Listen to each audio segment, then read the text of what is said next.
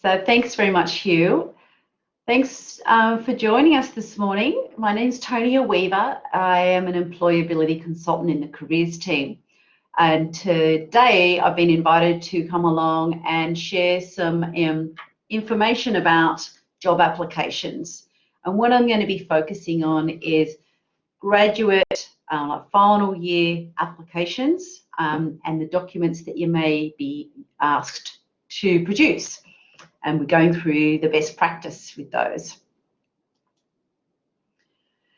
So first of all, we're going to talk about assessing the requirements of what's required of you with when you're going through a job ad. I'm going to go through the different job application documents, what you do about researching the job opportunity, and then talk about the three main documents. So one of them will be the resumes. It'll be responding to selection criteria document and cover letters. So a number of you have probably may have written these before, but I hope to give you a few more tips about how to make your documents best practice so that you're more successful at getting through to the interview. As Hugh said, please, you're welcome to ask questions throughout or put a question in the chat, and I will answer that as we go. So the first thing about assessing requirements is that when you're looking at a job advertisement or opportunity, just to be really clear on what the hiring manager is looking for. And where you go to find that is where it says, I might call it application requirements or criteria to apply, or it might say application criteria, or it might be a bit more vague and say the ideal candidate will have. So make sure that you go through that in detail first and check, do you meet all the requirements? So, because what I find sometimes is that people will go through and study through the key responsibilities of the role and think that that's what they need to focus on. Those key responsibilities are giving you information about when you're, or if you're successful at getting the role, that's what you would be performing and be responsible for. But they're quite different to what the actual requirements are in order for you to be able to apply and to be considered. If you're missing some of that criteria, then really have a think about, it's probably best that you don't apply for that role unless you can speak to the hiring manager or someone within that organisation. Otherwise, it can be a lot of time when you wouldn't be considered in the first instance. The next thing then is once you've assessed, okay, I meet the requirements of the criteria, is then to look at exactly what application documents they want. It seems basic, but what we find a lot of students and candidates when they're applying, they assume that a cover letter is needed, and they spend a lot of time doing a beautiful cover letter that hasn't been asked for, is not needed, and is not following the directions of what the hirer wants. The other thing too is just to consider about what size of the documents. You really need to know that up front before you start. It's going to depend on how many pages, maybe how many words within the selection criteria response, and that's then going to determine how you tackle this. And it's really important, if there is a size limit for your resumes and your selection criteria, that you absolutely must stick within the guidelines or the directive of the hiring manager. Because what hiring managers will do will make a sweeping decision to say, well, if this person can't follow that I only wanted 3-page resume and they've given me 4, then they may not be able to follow my instructions if I employ them. The other part of that is that if someone is put forward 4 pages of a resume and everyone else put forward 3 pages of a resume, that person has got an extra 1-page advantage over the other applicants. It really needs to be as fair and equitable process as possible.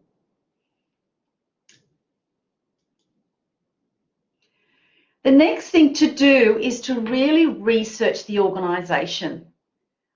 Using your Google, LinkedIn, Facebook, the industry associations and your network of people, your colleagues as well. Then go back and read again through that job ad, the position description, the responsibilities. And what you're doing there is really picking up on the nuances of the language. So if they're talking about clients throughout, then you will talk about clients throughout your documents. If they're talking about customers, then you will talk about customers. If they're talking about patients, then you will talk about patients, okay? So just keep that in mind. And much easier to be aware of that up front before you start writing. If you're given the name of a contact person to contact about the role, always take that opportunity. Always take that opportunity. If they didn't want you to contact them, their phone number and their name or email would not be there.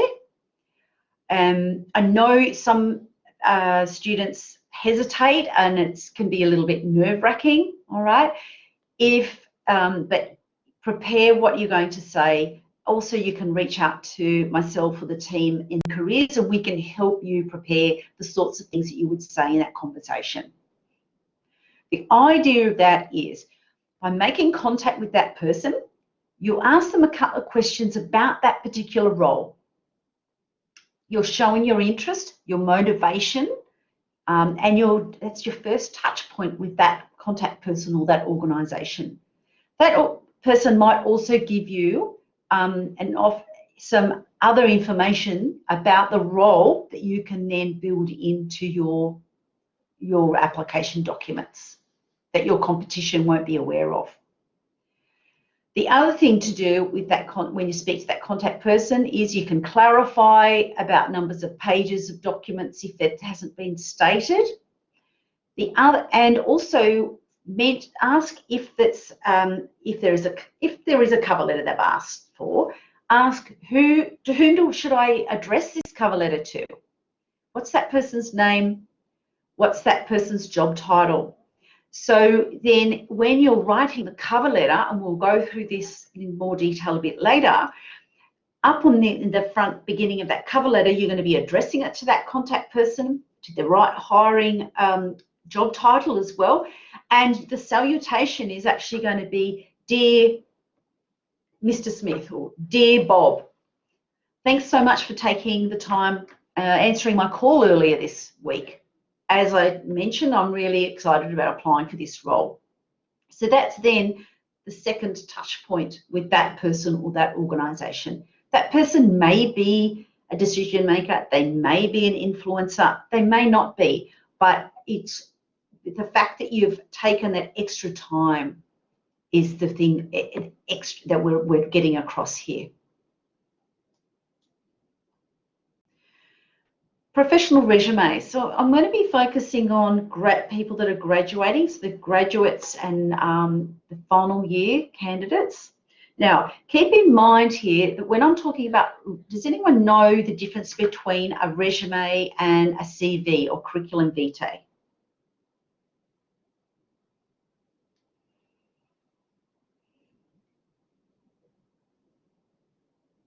Anyone want to have a guess? I won't call out your name.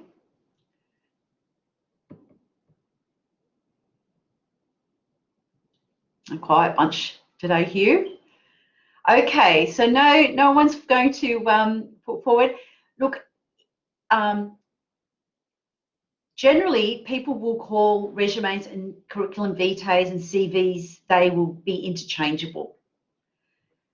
But in the world of the career management world that I live in, a resume is a shortened version. It's 3, maybe 4 pages. A graduate resume would normally be around 3 pages, okay? No more than 4 pages.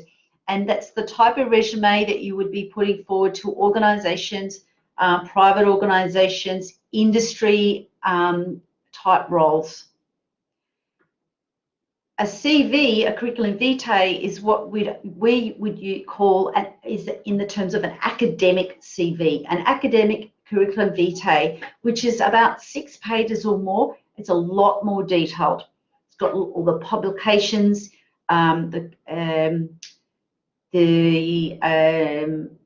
conferences, awards. There's a lot more detail to go in that. I'm going to be concentrating on resumes, the shortened version for industry. My colleague, Andrew Licata, he's part of this series that we're running for the next few weeks, and he will be running one about academic curriculum vitae and academic applications. So just to be clear with that. But so sometimes if you're unclear about if they're asking for a CV and you think it's a resume or vice versa, you can always just consider a curriculum vitae, much longer, the Latin name, that's your longer academic. And resume is for industry. And if it's not clear, that's a question you can ask the contact person, or you can always reach out to myself or one of the team in careers, either by phone or via ask a question. That's the sorts of things that we answer, okay? Okay, so resumes. The thing to keep in mind about your resumes, it's a marketing document. It's not to tell them everything about yourself. It's the whole purpose is to secure the interview. Now, it's going to be a summary of your education, employment, or other experiences, and you're going to target it for the role that you're applying for and for the industry that you're applying for and the role, okay? So just keep that in mind when you're going through these documents. You're also going to pitch it to the same level. So what I mean is this, if we're talking about graduate applications, then you're going to be pitching it for your graduate role that you're applying for. And you're going to structure your resume according to relevance. This is really important, and this point about relevance is one that I repeat on a daily basis. If you can get this part, then this will really put your application documents ahead of the pack. The generic structure of the headings of how we would do a resume is your contact details are up the top, right? Easy to see up the front. Because we're talking about graduate resumes for graduate roles, then your education is going to be the next thing that the hiring manager wants to know. Because if you're not nearing completion, or you're not doing the degree or the PhD qualifications that they're looking for, that's as far as they're going to read, and they won't read any further. Or if it's hard to find or buried on the bottom second page or further, then that all your hard work in your documents might just be placed into the maybe pile. So you want to have your education up the top. Now what I've got there is saying is if you're nearing your completion, state due to complete November 21 or something similar. You don't need to worry about if it's 2018 current, because if it's a graduate position you're applying for, they really want to know, well, they don't care really when you started. It's like, when are you going to finish? Relevant experience is the next heading. Now, keep in mind that relevant experience is made up of other things other than employment. It'll be about university projects or assignments. It may be about your honours project, your PhD research, if you're applying for a role in industry as opposed to academia. You want to have those underneath your relevant experience heading. If you've been doing related work in a community, a volunteer capacity, for example, being a treasurer at one of the in clubs and societies, and you're going for a financial role, then that is relevant. The next thing, and then you, of course, you'd put your employment under there, but only the employment that's most relevant to the role you're going for. You're still going to have your employment of other roles that you might have been doing while you're studying. So you might have been doing some retail, customer service roles. You may have been doing some hospitality work. Those roles still are valid and should be in your resume. These are the types of roles that really embed someone's transferable skills and employability skills, such as their interpersonal skills, working under pressure, working in teams, all of those things. That's really, really key, and every employer is looking for. And they will go under other experience or a similar heading. All right.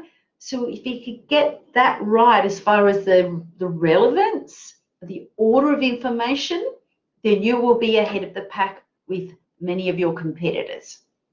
That's why it's really important to consider what's most relevant. And for every role that you apply for, you will be looking at your resume and tweaking it and changing things around a bit. All right. So if you're going for a research role in the industry, then your research experience is going to be up on that front page under relevant experience.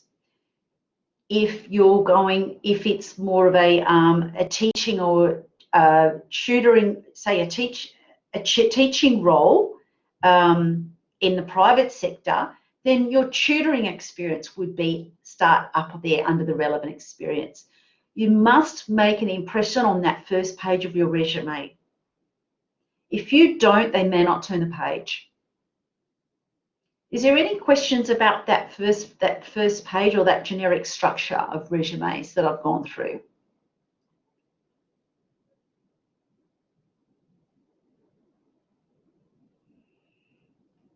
Okay. Now, there's other headings, of course, that you'd be putting in there. But the main thing that I want to get across is that the relevance and the order of relevance. Presentation of your document is absolutely crucial. At first glance, if the front page of your resume that is the first thing that they see, if that is not formatted well, you've got standardized headings, it's professional looking font. We're talking about black, black, black, maybe a bit of corporate blue color, but please keep the colors out. Leave them out of this professional document unless you are doing a resume for a creative purpose type role. Okay, that's the only time that we would recommend. You don't want your resume to stand out with bright orange or pink. You want it to stand out by what your skills and experience and your attention to detail and your professional looking document.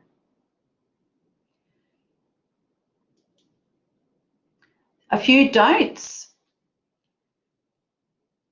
In the Australian market and Europe and the US, photos aren't used in resumes. They are in the Asian market. So keep that in mind. Photos do not go on these documents. Save a nice professional smiling headshot for your LinkedIn account. We don't put in things like age or date of birth, your gender, marital status, religion. Does anyone know why? Why do we not put those things in?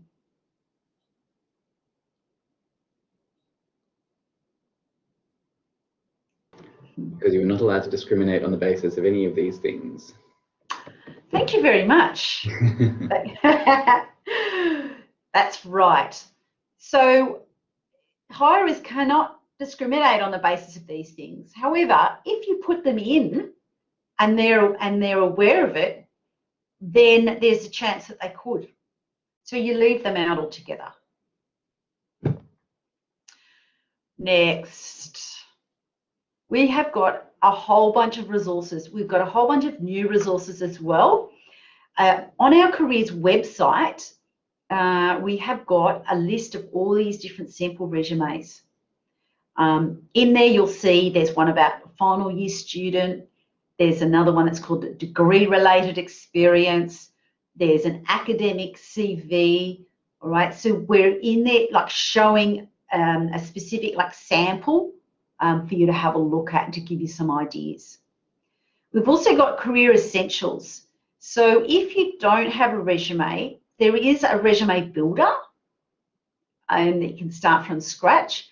And there's also a resume reviewer, which will go through and mark your resume, looking at things like your formatting, the amount of information, and so on. One of the things to keep in mind that what the resume reviewer doesn't do is it doesn't talk about the relevance of your information to the role you're going for. All right, it's not that smart. All right, that's what me and my team are here for. I've got a little, just the shot of one of my team members, Greg. Some of you may have met Greg Ward, one of our career counsellors. He's there doing a really nice, quick information session all on best practice resumes for people that like to listen rather than read or look at things on from that way. Okay, so we've got a whole bunch of those fairly new resources. The sample resumes are very new. And then we've got all the other information sheets that many of you may have come across. The resume one to the left is the most common one that I look at and show to people. On the second last page of that, it goes and shows how you would put the relevance of a sample graduate resume.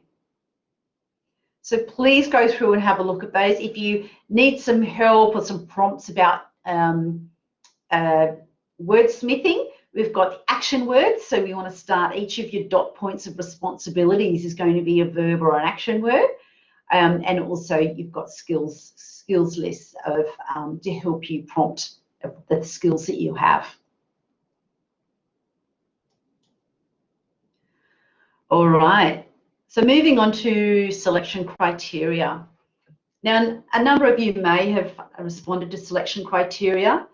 It is a really time-consuming exercise, and this is where you really need to be prepared. How long do you have for each criteria or page number? And what examples are you going to use for which criteria? So that's what I'm thinking about when you were first assessing the application and whether you're going to apply. One of the tips that I do is if I'm not sure on one or two of the criteria if I meet it when I'm writing, or I also advise to students, is start with the hardest, that one or two first. Because when you're going through in the selection criteria and writing it, as you write it, if you find that you're really, really stuck or you're actually becoming very verbose and talking around the point, is an indication that you actually don't have the criteria. If you're unsure again, shoot us off and ask a question with the job ad and we can help you with that.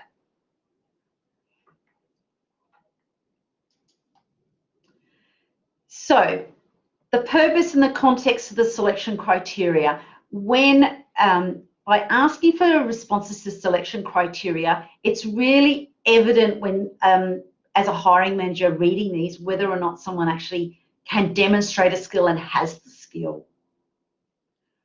And it's a really good way to identify the skills and strengths and achievements of the candidates.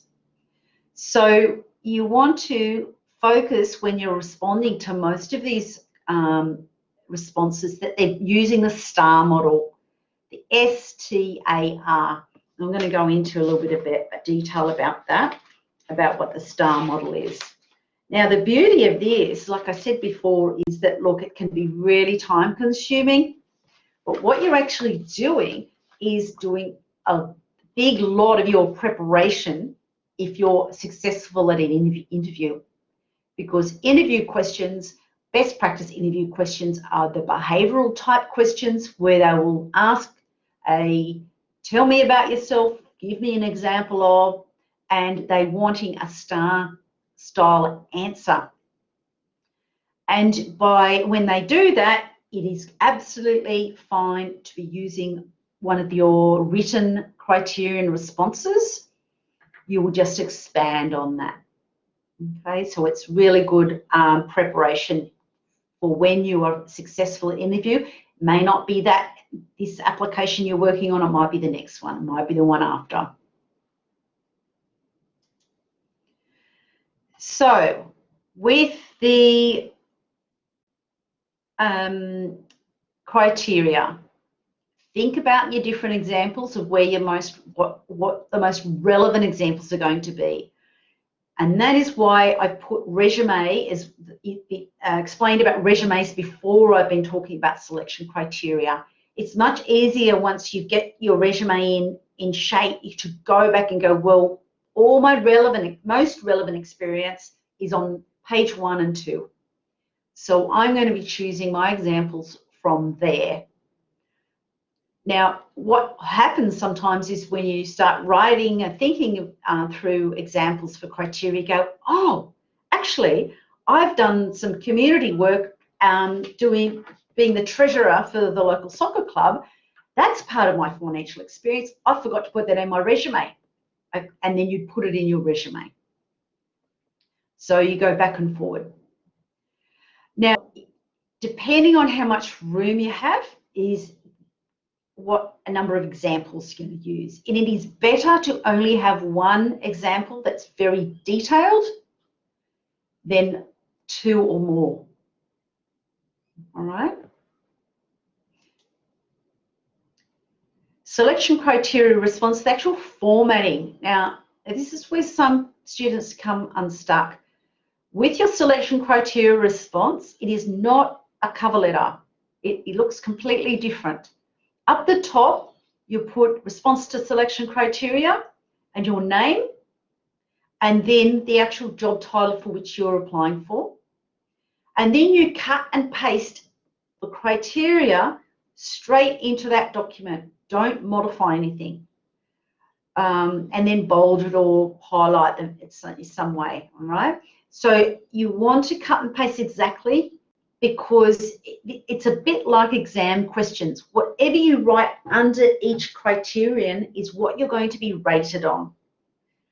You don't want to try and, sometimes people go, oh, the second and the fourth criteria are sort of related, and I've got a good example that will fit all of I can address all of those. I'm going to put them together, and then that's going to save me room for the other one, for some others. Please don't do that, because they can't rate it properly.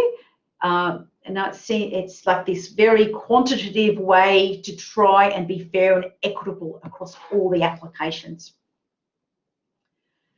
So for your criterion, you're mostly going to be using the STAR method. And the STAR method stands for the situation, the task, the actions, and the results. So the situation is, where were you working, what was your job title, and approximately when was it? The task, or project, or issue, or customer, or client situation is just setting the context of this example. The actions is what you did. This is going to be first person singular. I said, I then, I communicated, I ensured. This is the actual bulk of the answer. And then the result is very simple, stating the result related to the criteria asked for. So when you're doing a STAR example, the situation and the task are really short, about 1 sentence if you can. They're setting the context. The actions is the answer where you're demonstrating how you've met that criteria. The result is the wrap up at the end. What I suggest to students when they're doing an application and they're beginning to learn how to do the STAR method properly is to choose a couple, two of the criteria to answer, and then send it to us and ask a question or drop in, and we'll review it against the job ad and your resume to help you tweak it or get right on track before you spend hours doing all the others as well. It just tends to, just a more efficient way of your use of your time.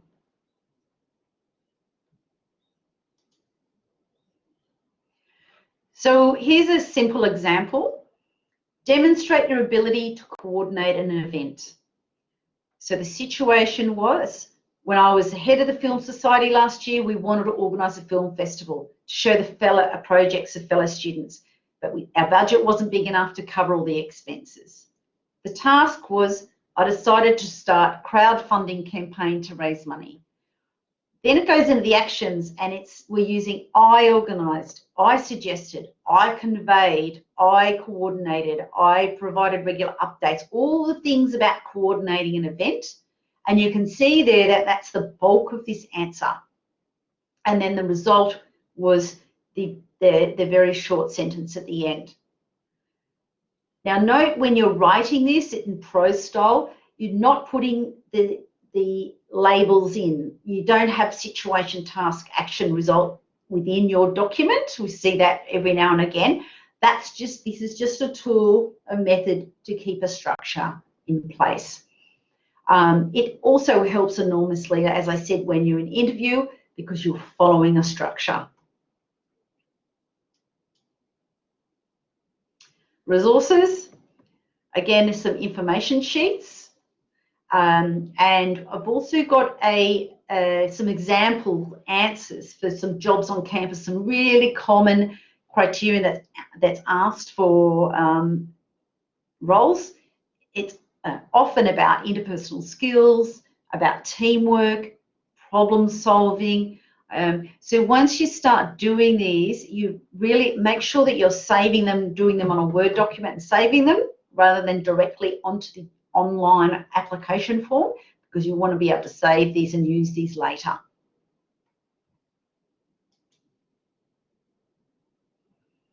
Okay, professional cover letters.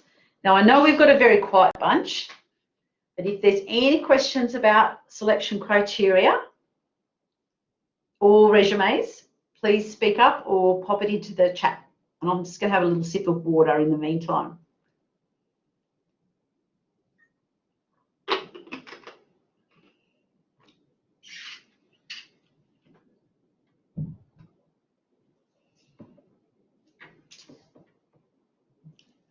Okay, cover letters.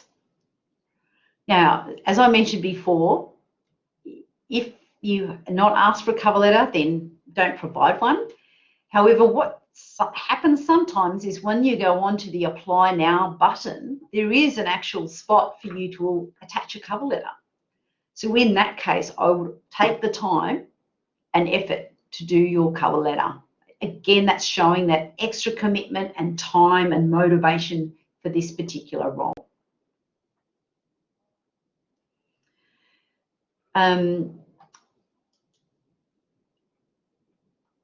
First of all, you need, with your cover letter, the purpose of that is it needs to be, again, really targeted.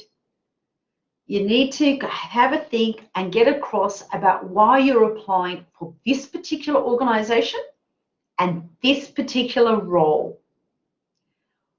We see many, many cover letters that people do a generic cover letter. Please do not do a generic cover letter, because hiring managers will pick that out before they've even finished the first paragraph. And many of them won't read any further, right? Because basically it's like, I want a job, I want a job, I'm desperate, I don't have time, I'm going to be just churning out a whole bunch of, and just change the date, the time, the person's name. So, and the purpose of the main purpose of this cover letter is that you were showing really easily and succinctly that you meet all those the requirements or criteria that the hiring manager has asked for. Because if they can't see that you meet them, they may not turn the page and look at your resume or your selection criteria at all. So they use it as a culling tool. The other thing, as I mentioned with resume, is that if it's not professionally, it doesn't look professional, that's it. End of story, no further. So it is cutthroat. The hiring managers are looking for reasons to cull your documents. They've only got a certain amount of time. They only want to interview a handful of people for one role usually. Resume, your documents have to be absolutely 100%.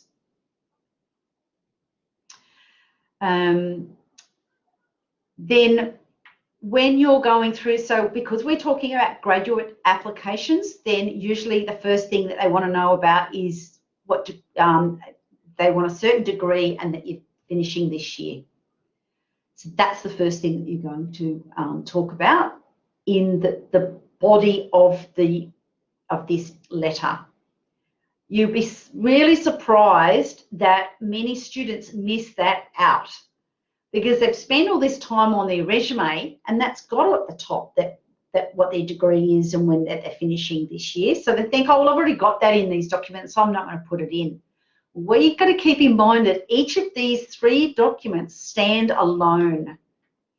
So you are making sure that with, say, the cover letter, is they're not going to be going, oh, I'm not really sure what degree or when. I'm going to have to go through another page and the resume to find that. They won't. It needs to be stated. That's the purpose of the cover letter.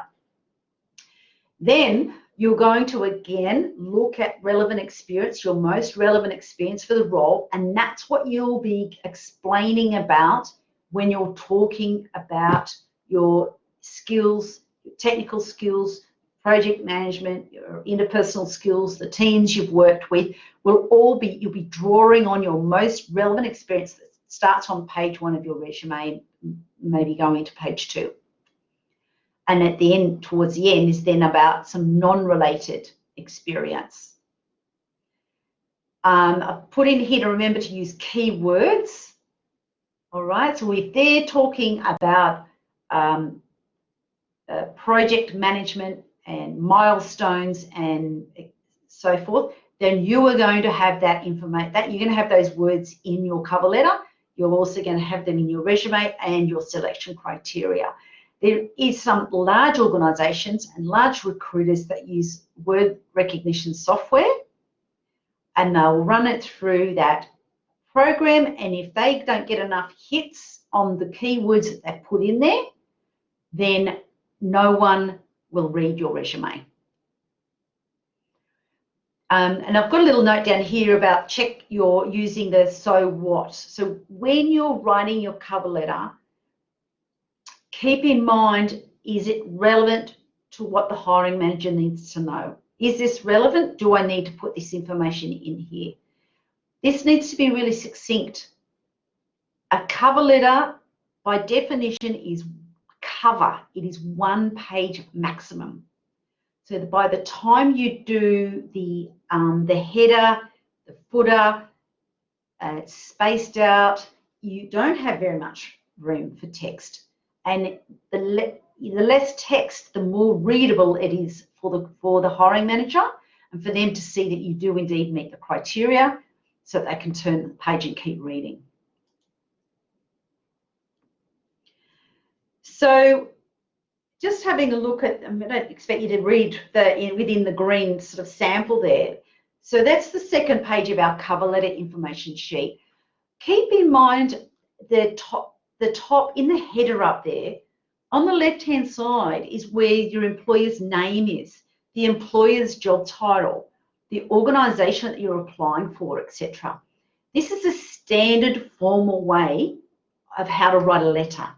And I know that people that are younger generations than myself didn't learn this at school. This is something that I learned at school when way before hate to admit it, way before internet and word processing. And up in the right-hand side is your details, your name, and so forth. Keep in mind also, you may not want to disclose where you live. If you're going for a role, if you're living in Newcastle and you're going for a role in Sydney, you can just keep that information out of there. They don't need to know it. It's not something that they need to know, but it's something that they can actually legally discriminate you against you. So if you might be successful at the role and love the job, love the role and the organisation and the people, and can't stand living in Sydney. All right. So if in doubt, leave it out, or ask us at the career service. Again, targeted and tailored content. You want to provide evidence that supports your suitability. So don't just reword the criteria or requirements. Right? I've got very strong interpersonal skills. I've got over 5 years experience within a university and my roles at such and such, okay, where I've honed my interpersonal skills. So you need to put some content in there, some specifics. And as I mentioned, it's a professional business format. So please go through that second page of the cover letter information sheet. That's where we've spent the time to write it out like that. I know that a lot of people haven't learned how to write a formal letter, and it's one of the rare occasions that you do write one. Another question I get a lot is about the salutation. Who do I address this to? Is it dear hiring manager? Is it there's no one's name? What do I do? So up in here, it actually says dear name, or it's to whom it may concern, or it's dear hiring manager or attention hiring manager. All of those are acceptable. If you know the name of the person, always use it. If you're not sure about how formal to be, best to err on the formal side.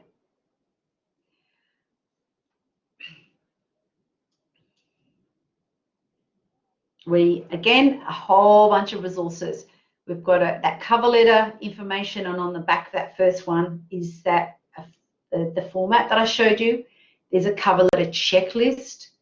There's a bunch of frequently asked questions on the Career Hub. There's our mate Greg Ward, again, talking about cover letters. All of them are on the Career Hub. And Career Hub, this is where there's a whole thing, you can see that there's resources along the top, there's events, there's appointments, and where you can come and book in for a mock interview with one of us, or if you need to see a career counsellor, you can have a look there. Ask a question. Please use that function. You don't have to come and see us. We are here at Callaghan between 9 and 4:30 every day. You can drop in and ask about job applications. If you don't want to do that, or you're working or you're living elsewhere, or don't want to come in, then use ask a question. And you can put in your documents. If you keep them in Word, that's handy. Attach the link of the actual role. We really need to know that role. If you don't know yet and it's preparatory, if you just let us know it's for graduate role positions using my degree, right? That's enough to go with. And then once you have a specific role, then you do that little tweaking with your keywords, etc. What the team aim to do is that we aim to respond on every asked question within 24 hours. So during Monday to Friday, during the working week, we respond within 24 hours. It's much appreciated if you don't send something through on the day that it's due, right? Because often we'll find things that need to be improved, and if for some reason that we have a few big campaigns in jobs on campus, for example, we may not get back to it till the next morning. All right, so try and get in, have a go, look at our resources, do a draft, send in even part of it, and just say, could you just have a look at like where I'm going with my resume and my 2 selection criteria. Right, so and then we can get you on the right track early, because it can be really time consuming. So that's the other thing. Ensure you give yourself enough time to do these. And that is job applications.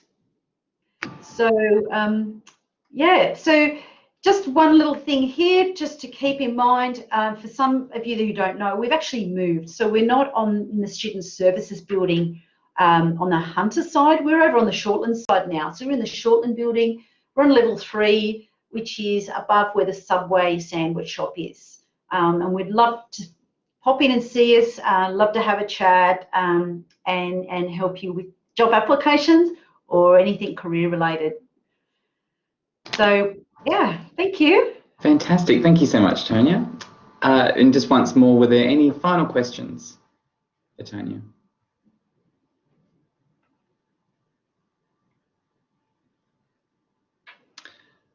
Rightio. Well, you've got all the contact details there. So if, as she said, if you do have any more questions or follow-up, you can absolutely reach out to the careers team. I'll quickly add that next week we have our workshop on interview skills. And the following week, we also have a workshop on LinkedIn 101.